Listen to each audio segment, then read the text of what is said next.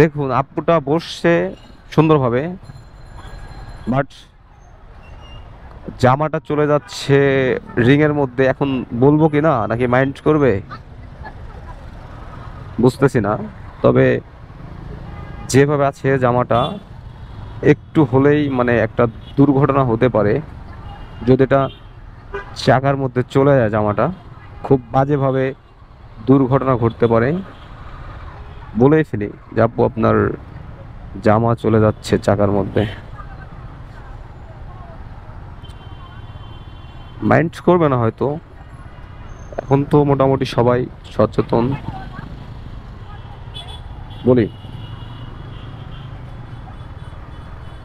এই আপু, এই আপনার জামা চলে যাচ্ছে, জামা জামা চাকার মধ্যে, চাকার মধ্যে, হ্যাঁ ওটা সেভ করেন।